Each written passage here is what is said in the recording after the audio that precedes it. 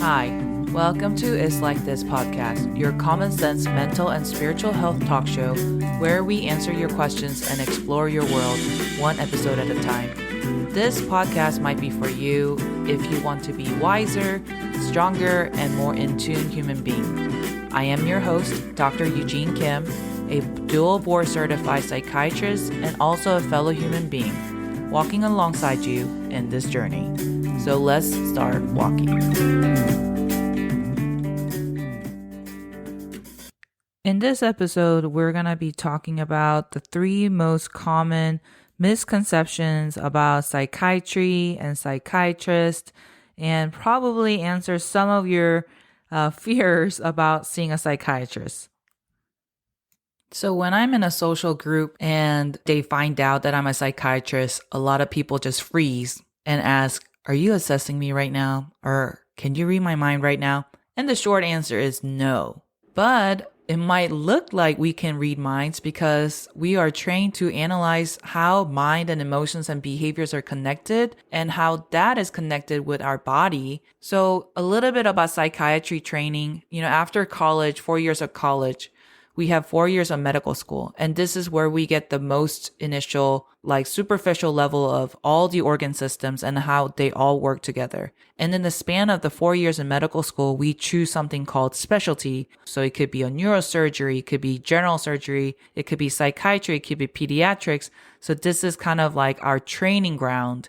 And this usually lasts from 3 to 5 years. Sometimes it can go more. So this is what we call residency training. And then after this, crazy people get more training called fellowships to subspecialize within their specialty. So for me, I was crazy enough to finish the general psychiatry residency and then wanted more training to treat child and adolescent behavioral issues. So I got a fellowship in that.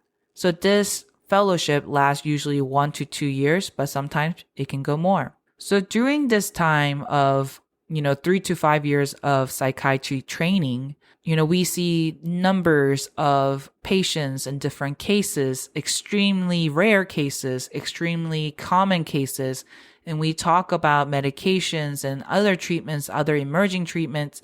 And this is all we do for 3 to 5 years. So you can imagine that we've heard a lot of stories. We've heard a lot of presentations of depression and anxiety. And this is why we start to develop like a sixth sense of what the patients can present. And of course, it's not foolproof. So now we're trained to kind of differentiate from schizophrenia psychosis to anxiety psychosis, how depression shows up in children and how that's different from adults. And this is how we can lead to our assessment and diagnosis. So you can imagine why it looks like we can read minds because we have studied the mind for a very long time. But to answer your question, in short, the answer is no, we cannot read minds. Now, the second misconception about psychiatrists that I hear is psychiatrists just want to medicate people. And I can't say that, every psychiatrist that you met wasn't like this, and maybe they were like that. Medicating people comes with a risk, and psychiatrists are very well aware of that. And our first responsibility as a physician is to do no harm. When we enter the medical school, we do a Hippocratic oath, which is, I will not harm a patient. And this is our responsibility/liability. Of course, we're humans and human errors do happen. But as far as our intention goes is to help, not harm. So like I said, every medication has its benefits, but it also has risk. And as a physician/psychiatrist, you have to know all the benefits versus the risk of each options, and present that to the patient in the best way possible and let the patient decide what is best for them. Now, there is a risk of not treating your depression and not treating anxiety, and I think you guys will know that firsthand very well, especially if you have depression and anxiety. So there's a lot of fears about psychiatric medications, given that these are the medications that works on the brain and your mood and your thoughts, so I totally understand. I'm just going to take a moment to explain how psychiatric medications work and how the mechanism of it is not that different from other medications. SSRI is a group of medications under the umbrella of antidepressants, and it stands for selective serotonin reuptake inhibitor. The names that you've heard of like Prozac, Zoloft, These are just an examples of SSRI. So brain is a part of nervous system. I mentioned that in medical school, we learn different systems. There's different systems like kidney, lungs, heart. Brain is a part of nervous system. Brain is a control station, and the nerves throughout your body is like a highway. And brain is a control system that controls different parts of the body through messengers that go on the highways. So messengers are like enzymes and neurotransmitters.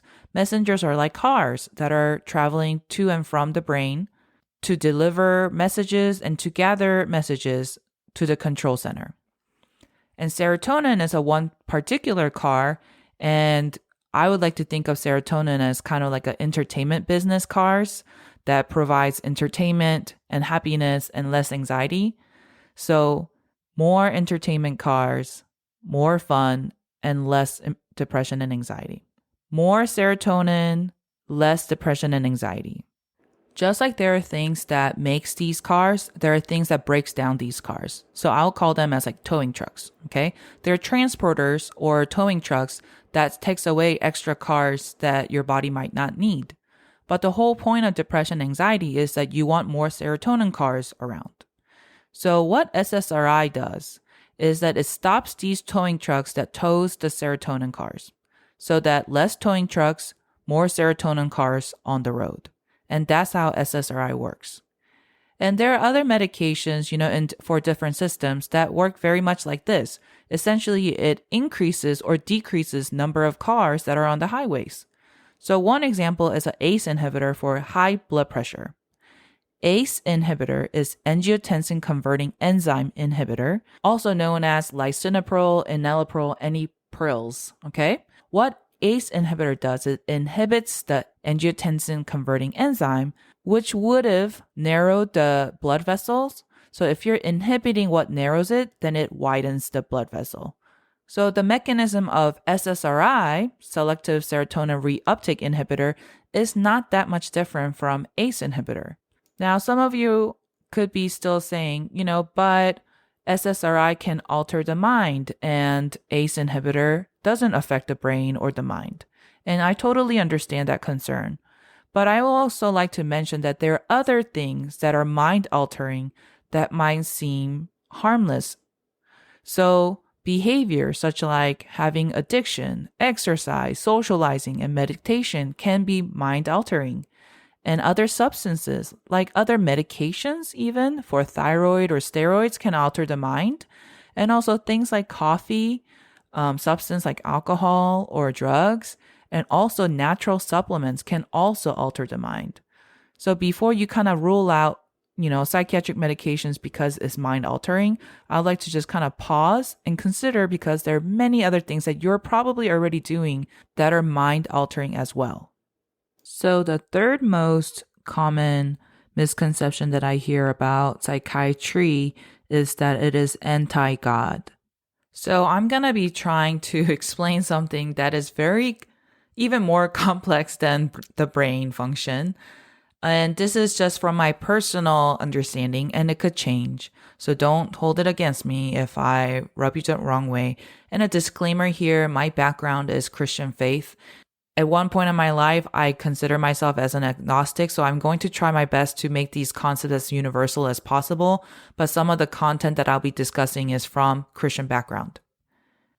I have a lot of patients coming from cultures that are not as accepting of the presence of mental health, right?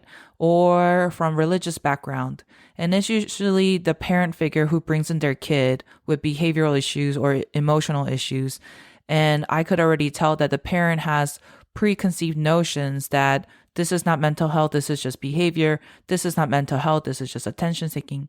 And I think there is an apprehension in these cultures and religious groups because it really sounds different. It really sounds outside of the box of what they were aware of, they were exposed to, and what they were believing to be right, accurate, or legitimate. And I heard a story of a guy, and this is kind of like a story to illustrate a point. There was a guy who was in the middle of the flood. And he was praying to God, hey, God, save me. And the flood level is rising. He's kind of on the first floor and he's praying for God to save him. And for him, his expectation of God saving him was bringing down the angels and the cloud opening, and then he will be transcended to safety. Police raft kind of came by the door and said, hey, there's a flood in the neighborhood. You have to exit the building. And he told the policeman, hey, I'm good. God is going to save me. And then the flood continues to go up and he goes to the second floor because the water level is rising and he's praying, God, please save me. And he still had the expectation how he should be saved. And then at this time, a firefighter in the raft came and saying, the water level is continuing to rise. Please jump on the boat. We can get you to safety. And he said, no, I'm good. God got me and I want to be saved this way. So he refused to help. And the water level continues to rise and he's on the roof. And he's praying, God, please help me, rescue me from this horrible flood. And at this time, another raft came in and, they asked if he wants to be saved. And he refused again, saying that God is going to help me. And he eventually succumbed to the flood and he went to heaven and he asked God, why didn't you save me? And God told him, I sent you help to get saved 3 times and you refused it. And this is kind of like a funny and sad story. And here I'm trying to illustrate that I think sometimes when we're so in this bubble of set of beliefs and there's a rigidity to how you're expecting God to act, you miss out on the rest of the life. And here in this story, what the man missed was God can use earthly means to talk and help and engage with us. And also that God can use heavenly means or earthly means. And that we cannot limit God on what he uses and how he uses it. And remember, this man held on to the expectation of how he thinks God should help him. He was expecting God to do what he wanted God to do, not had this open idea of how else can God help him outside of his expectations. And this has to be done by growing in trust and faith in God, who is actually in control over science and medicine. So just because it's not in the black and white text of the Bible doesn't mean that it's not from God or that God can use it. Mental health is essentially wellness and health of your mind and how it relates to your emotions and behavior.